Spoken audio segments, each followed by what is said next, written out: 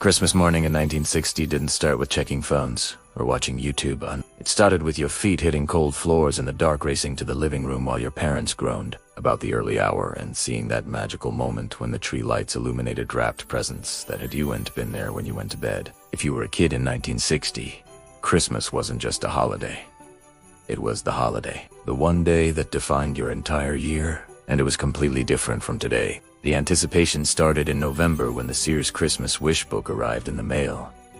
That catalog was your Bible. You'd spend hours sprawled on the living room floor, carefully folding corners on pages with toys you wanted. Etch A Sketch, Chatty Cathy, Barbie's dream house, toy cars, board games. Every page offered possibilities. You'd present your marked-up catalog to your parents, who'd nod non-committally while you explained exactly why you needed each item. Television commercials in December became essential viewing.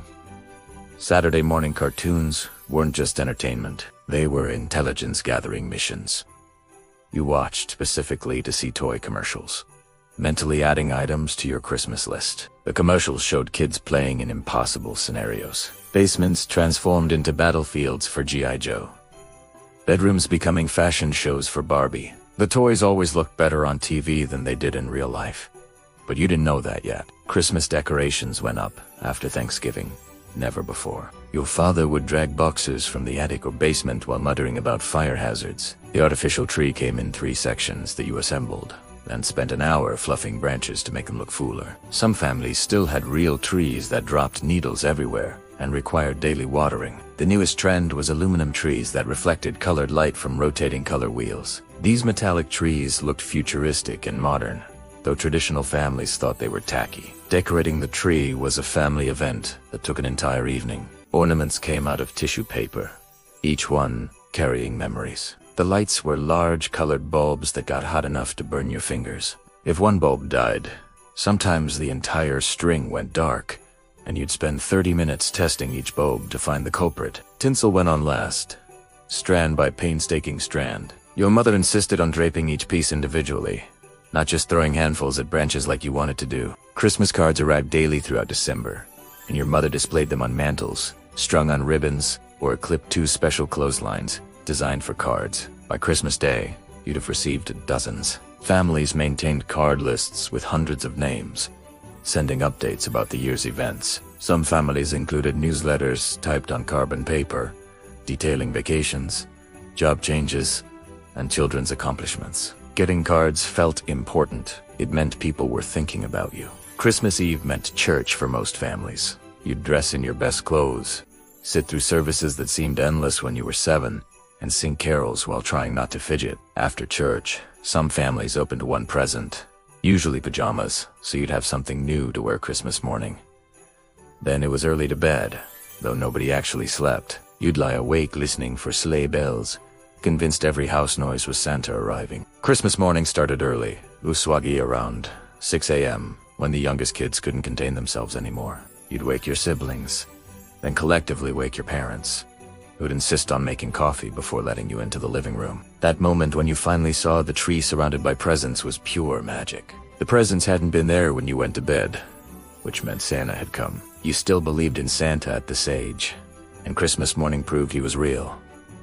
Stockings came first.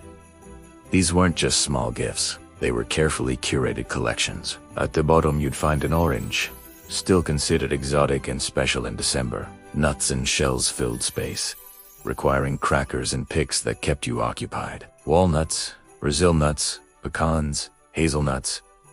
Kids expected these items and felt disappointed without them. Then came candy. Ribbon candy that broke into sticky pieces. Chocolate coins and gold foil. Candy canes. Small toys filled the remaining space. Jacks, marbles, yo-yos, small matchbox cars. The stocking alone provided an hour of discovery. Then came the presents under the tree. In 1960, you got maybe 5 or 6 gifts total. Not the amount of presents kids expect today. One big gift, usually the toy you'd wanted most. Then several smaller items.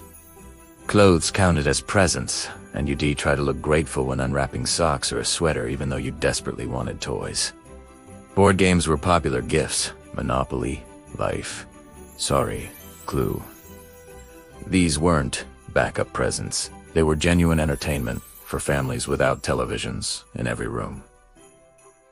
The hot toys of 1960 were specific. Etch A Sketch was the must-have gift, advertised heavily on television. The magic drawing toy let you create pictures by turning to knobs, then shake it to erase and start over. Chatty Cathy was the doll every girl wanted. You pulled a string on her back, and she said 11 different phrases at random. I love you. Let's play school. She felt revolutionary, almost alive. Barbie was entering her second year of existence, and while not every girl received one, those who did treasured them. Barbie represented sophistication and grown-up fashion that other dolls lacked. Boys wanted toy guns, army men, and anything related to playing war. Cowboys and Indians, toys remained popular. Cap guns that made realistic sounds when you pulled the trigger. Holsters and cowboy hats. The space race had started, so rocket ships and astronaut toys were appearing. Building sets like Lincoln Logs and Erector sets taught construction while entertaining. Cars and trucks, especially detailed metal models, never went out of style. After presents came breakfast, usually something special. Cinnamon rolls, sweetbreads, hot chocolate. Then you'd play with your new toys, while your mother started preparing Christmas dinner. Turkey with all the trimmings, though some families still served ham or even chicken. The meal took hours to prepare, and the house filled with cooking smells that made waiting for dinner almost unbearable. Television offered limited Christmas programming. There were only 3 networks, and they'd show Christmas specials, movies, and church services. Families gathered around the one television in the living room, watching together because there was no option to watch different things in different rooms. The new Christmas classic, How the Grinch Stole Christmas, had aired for the first time in 1960. There was a book. The animated TV special wouldn't come until 1966. Relatives might visit or you'd visit them. Grandparents, aunts, uncles, cousins, cramming into houses that felt too small for everyone. The adults would talk and drink while kids played with new toys or roughhoused in basements. Sometimes there'd be more presents from relatives, usually practical items like socks or underwear, though occasionally an aunt would surprise you with something wonderful. As the day ended, you'd survey your haul, a pile of new possessions that yesterday hadn't existed. You'd already broken something, probably a toy that wasn't as sturdy as it looked on TV. Or maybe you'd lost pieces to a board game, but mostly you'd feel satisfied, exhausted, and slightly sad that Christmas was over for another year. What made Christmas in 1960 different from today wasn't just the lack of technology. It was scarcity creating genuine appreciation. You got a few gifts, not dozens. You waited all year for this one day. The anticipation built for weeks through catalogs and commercials and Christmas cards and decorating. When Christmas morning finally arrived, it delivered on every promise. Those few toys represented months of hoping, wishing, dreaming. Modern kids get presents.